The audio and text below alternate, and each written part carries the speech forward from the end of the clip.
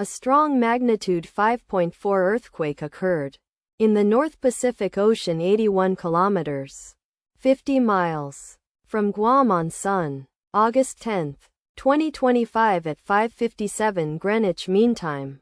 The depth of the quake could not be determined, but is assumed to be shallow. The quake was reported felt by some people near the epicenter. First to report, GFZ after 9 minutes.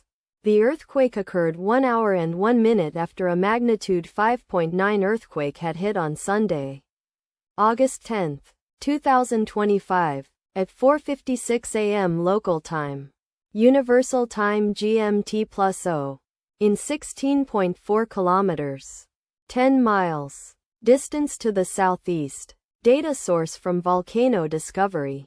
Did you feel it? Let us pray. May the earthquake that occurred not affect our brothers and sisters there. May the earthquake not happen again. And may God protect everyone. Amen.